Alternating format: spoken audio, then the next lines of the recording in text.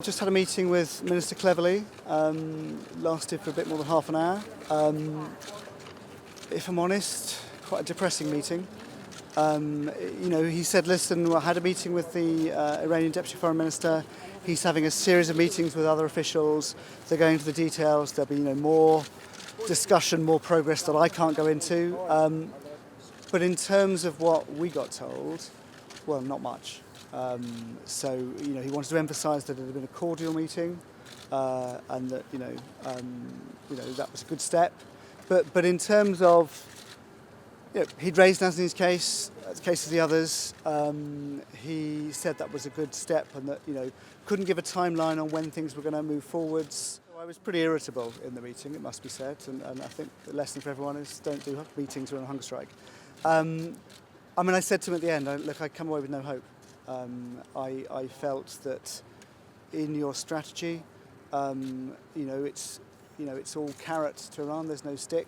I can't see what's stopping them from continuing to play games with Nazanin. I think by being here, Nazanin's probably safe for a few weeks. But what's to stop them threatening to put her in prison again? And he said, well, listen, we've got really clear consequences if they do put her in prison. I said, well, what we've had the last 18 months is all sorts of games and manipulations in the meantime. We asked about diplomatic protection, what they were willing to do with it. They didn't have anything to say. I pointed out that they had been dropping it from recent parliamentary statements. We asked about the debt, and they wouldn't talk about it. Really clammed up. And he said our position is well known, and we said, well, frankly, it's not well known. You haven't told us. I don't know if you told anyone else, but we've never heard it. No commitment to a timeline. We asked him, well, can you give us an assurance that you're not embroiling Nazanin within the wider JCPOA? Wouldn't give that assurance. So can you assure that it's not come up? So, if I'm honest, it felt like, perfectly nice, sincere, caring. Everyone in the room was caring.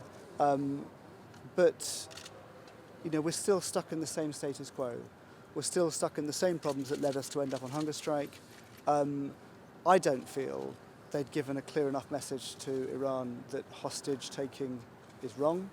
I don't think there are any consequences to Iran at present for its continuing taking of hostages of British citizens and using them. There was acknowledgement that clearly Nazanin is being held as leverage. No readiness to change course. Said this, and of course, all your suggestions, we scenario plan and we think about what they're going to mean. But yeah, it felt like Groundhog Day.